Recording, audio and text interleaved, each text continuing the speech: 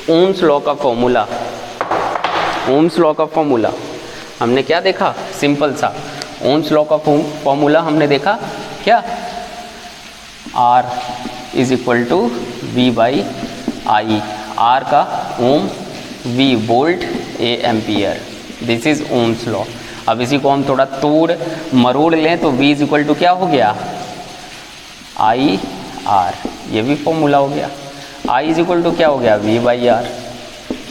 एक सर्किट है दे दिया, अगर हमें करंट एंड रेजिस्टेंस दिया है वोल्ट निकल जाएगा, अगर हमें वोल्ट और रेजिस्टेंस दिया है करंट निकल जाएगा, ठीक है। तो दीज आर द डेरिवेटिव, यही इन्हीं चीज़ों पे ओम्स लॉ के क्या आते हैं, न्यूमेरिकल्स आते हैं, न्यूमेरिकल्स सारे इसी फॉर्मूले पे आते हैं, ठीक है। ओम्स के सारे न्यूमेरिकल्स इन्हीं सारी चीज़ों पे बनते हैं, ठीक है। इम्पॉर्टेंट चीज़ ये क्या है साहब, what is resistance, let's have this concept. Resistance होता क्या है, देखो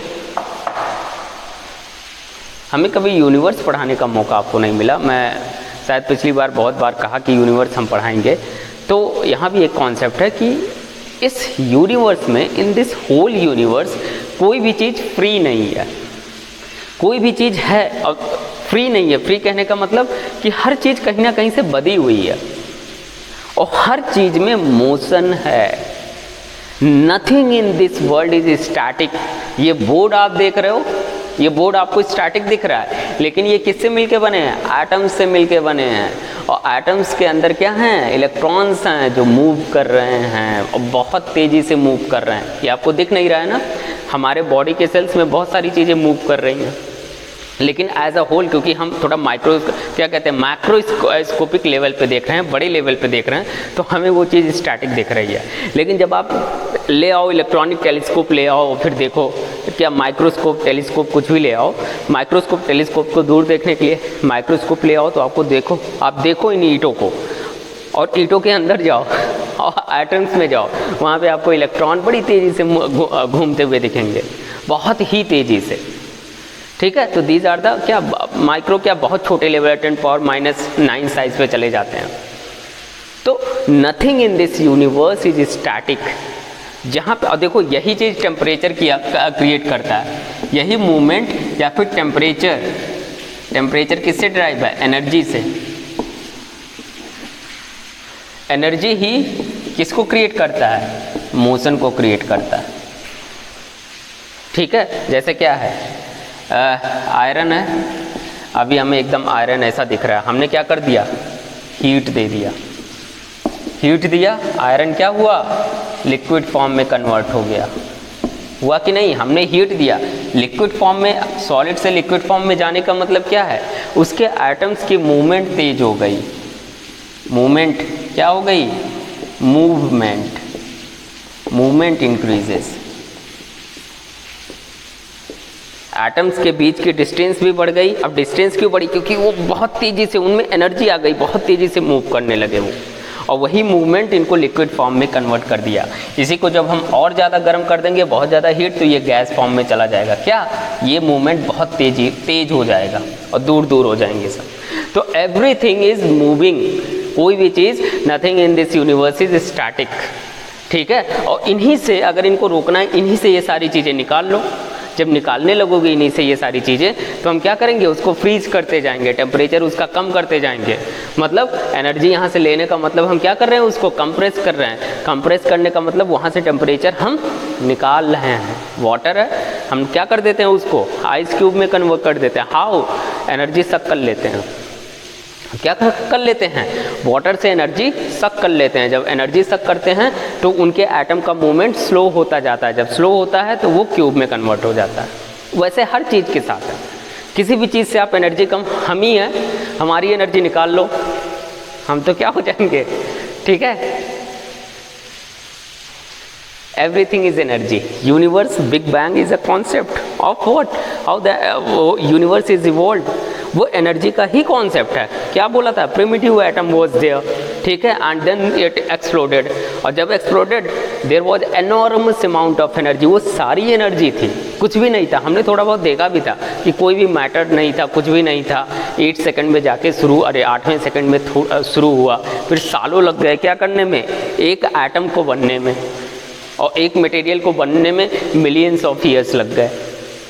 और ये सब जो आप देख रहे हैं इसमें कितना टाइम लगा है। What is the age of universe according to big bang? 13.7 billion years. क्या है? 13.7 billion years is the age of universe. ठीक है, तो रेजिस्टेंस का भी कॉन्सेप्ट यही आता है कि रेजिस्टेंस, फिर से हम ड्रॉ करते हैं क्या, रेजिस्टेंस या फिर कॉन्सेप्ट ऑफ रेजिस्टेंस, बहुत ही इंपॉर्टेंट। फिर हम ड्रॉ करते हैं अपना सर्किट। ये देखिए, ये हमारा वायर है, ठीक है, ये हमारा क्या है, दिस इज द वायर जिसके क्रॉस करंट बह रहा है। इसमें क्या होंगे, एटम्स होंगे, एटम्स से मिलके बना होगा, राइट।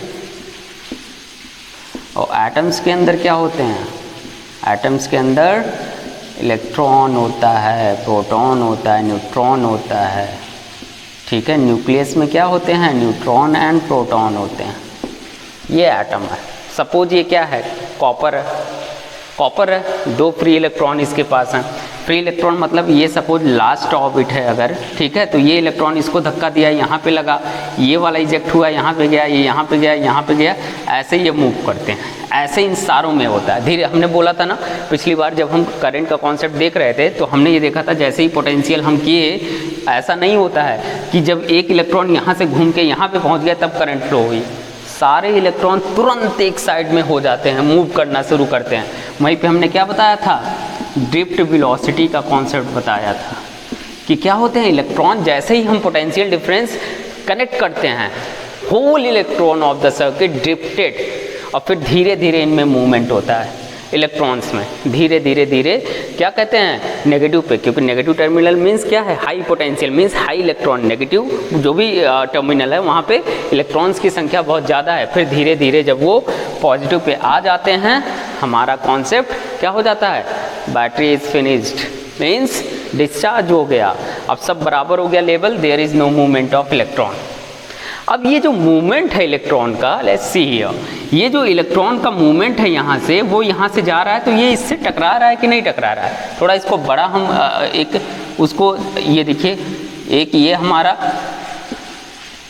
एटम है, एक ये है, ये देखिए इसके अंदर सेल है, सपोज ये है, यहाँ पे 2 इलेक्ट्रॉन आउटर में है, यहाँ पे 2 इलेक्ट्रॉन, हमने किसी का नाम नहीं लिया, हम बस समझाने के लिए ड्रॉ कर रहे हैं। अब एक यहाँ से आया, इसने मारा इसको धक्का, जैसे ही धक्का मारा, क्योंकि ये क्या है, ये पॉजिटिव है, यहाँ पे ये सब नेगेटिव है, ये पॉजिटिव है, न्यूक्लियस है, ये पॉजिटिव है, ये क्या कर रहा था, खींच रहा था एक दूसरे को, एक दूसरे से ये बॉन्ड थे, ये मूव कर रहा था, बहुत तेज़ी से मूव कर रहा था, ठीक है। तो ये, अच्छा, ये भी एक कॉन्सेप्ट होता है, ठीक है क्या, कि देख बहुत लोग पूछते हैं कि जैसे क्या है, अर्थ है, our mother earth, this is our earth, और यहाँ पे मून है।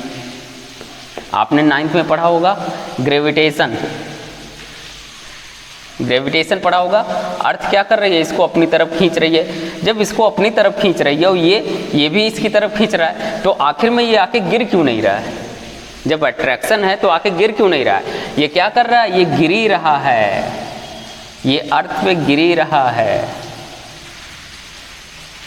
लगातार गिर रहा है, लेकिन इसका मूवमेंट ऐसा है, इसमें इतनी एनर्जी है कि ये गिर ही रहा है लेकिन गिर नहीं पाता है। इसमें इतनी एनर्जी है कि ये इसका चारों तरफ चक्कर लगाने लगता है। अभी यही जो इसका मोशन है, जैसे मून का जो क्या कहते हैं वेलोसिटी है, या जो भी स्पीड है उसकी मूव करने की, वो थोड़ी सी रिड्यूस कर दो आप। कैसे रिड्यूस करोगे, 2-4 सेट वो क्या कहते हैं, रॉकेट में बम लगाओ बड़ा बड़ा, ठीक है, एटम बम कम से कम 1000 मेगाटन का, ठीक है, और 5 रॉकेट छोड़ दो मून पे। अभी देखो थोड़ा बहुत डिसबैलेंस तो क्रिएट ही होगा, थोड़ा बहुत डिसबैलेंस जब क्रिएट होगा, इसकी स्पीड हल्की सी वेरी करेगी, तो या तो ये इधर चला जाएगा या तो ये धड़ाम धड़ाम, किससे होगा, मे बी अर्थ से आके टकरा जाए, या फिर हमारी अर्थ का ही मूवमेंट सन की तरफ है, अगर शायद हमारी अर्थ में थोड़ा बहुत डिसबैलेंस हो जाए, कुछ प्रॉब्लम हो जाए, उसकी स्पीड रिड्यूस हो जाए, तो सन इसे अट्रैक्ट कर लेगा। ये इसका मोशन है जो इसको गिरने नहीं देता। यही सैटेलाइट का भी कॉन्सेप्ट होता है। जो हम सैटेलाइट लॉन्च करते हैं, कैसे लॉन्च करते हैं, ये अपनी अर्थ है, हमने रॉकेट से, देखो रॉकेट्स को हम कैसे करते हैं, ये सैटेलाइट है, हमारा भी इसरो काम करता है, हम रॉकेट को यहाँ से उड़ाते हैं, ऐसे स्पीड देते हैं इसे, और इतनी स्पीड दे देते हैं, वो कैलकुलेटेड होता है कि इतनी स्पीड दे देते हैं कि ये इसका चक्कर लगाने लगे, ठीक है। ऑल्दो जैसे ही हम उसे छोड़ते हैं वो इस पर गिरने की तो कोशिश करता है, गिरने की ही, लेकिन हम उसका मोशन कैलकुलेटेड रहता है कि हम उसको कितनी स्पीड दें कि ये गिर ना पाए, ये ऐसे चक्कर लगाने लगता है। This is the concept of how we launching the satellite. हम सैटेलाइट को कैसे लॉन्च करते हैं, जितना ही जैसे लोअर ऑर्बिट, अच्छा कहाँ से हम कहाँ पहुँच गए, ठीक है कोई बात नहीं, देख लीजिए। जैसे लोअर ऑर्बिट है, ठीक है, जैसे हमारा ISS है, इंटरनेशनल स्पेस स्टेशन है, ठीक है, वो बहुत ही नज़दीक हमसे फ्लो करता है, लगभग 150 किलोमीटर ऊपर है। और जो आप ये क्या देखते हो घर में DTH है, जो सबके एंटीना लगे हैं, वो बहुत ऊपर होते हैं, वो सैटेलाइट 36,000 किलोमीटर ऊपर होते हैं,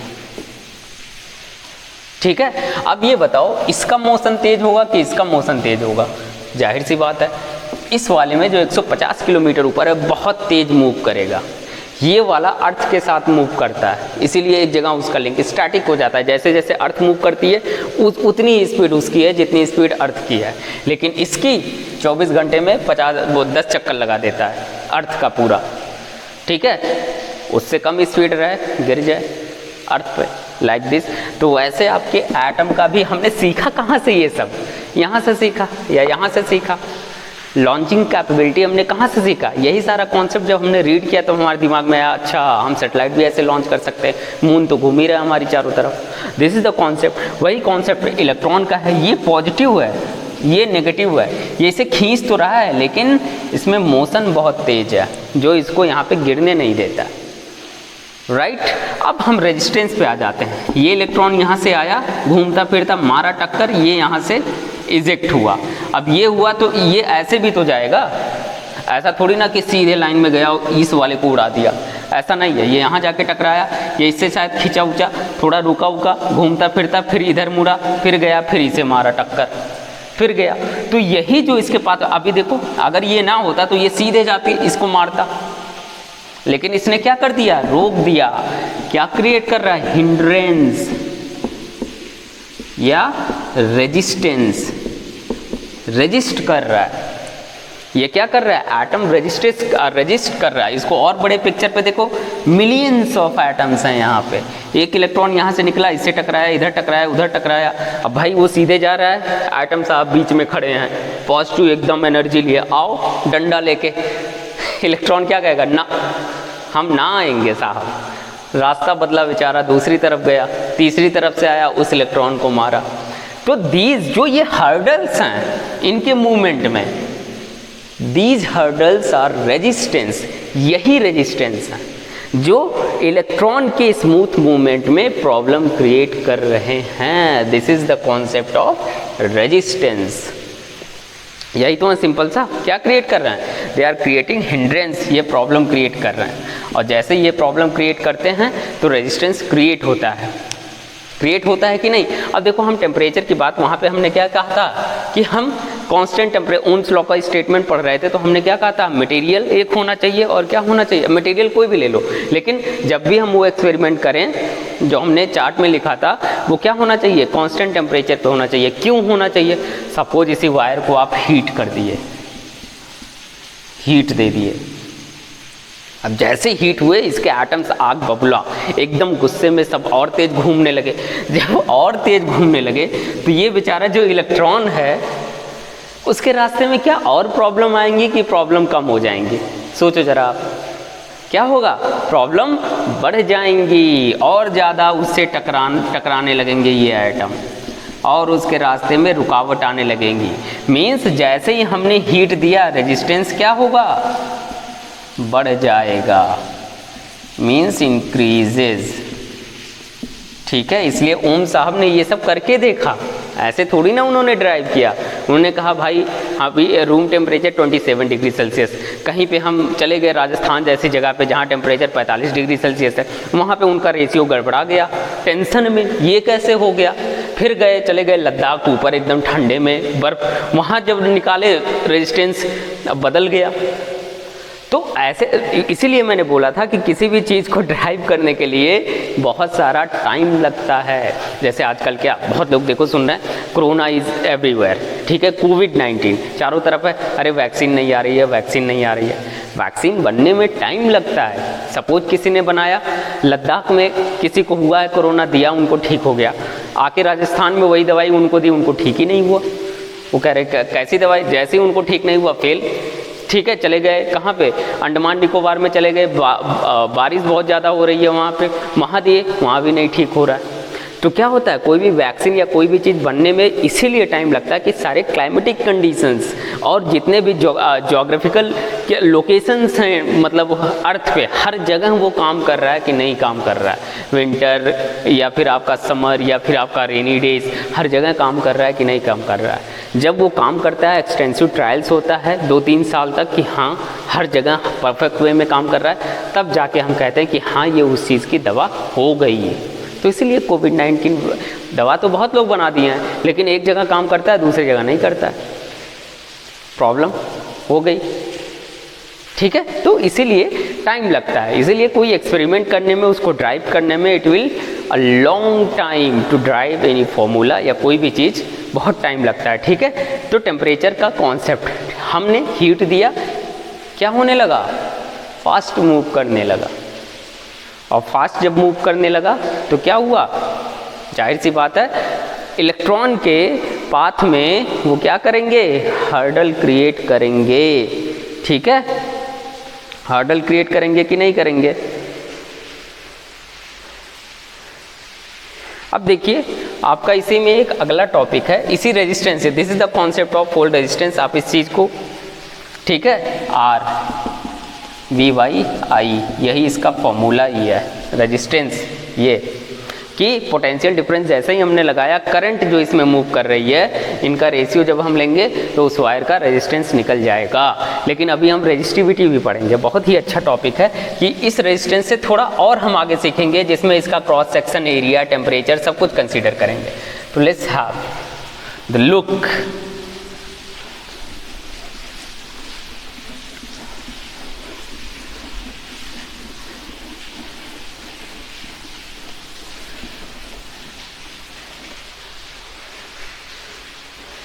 देखो आपकी बुक में टॉपिक ही दिया है, क्या टॉपिक है, what is the topic, factors on which the resistance of a conductor depend.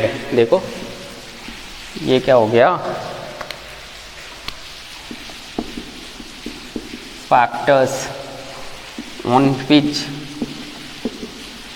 Resistance of a conductor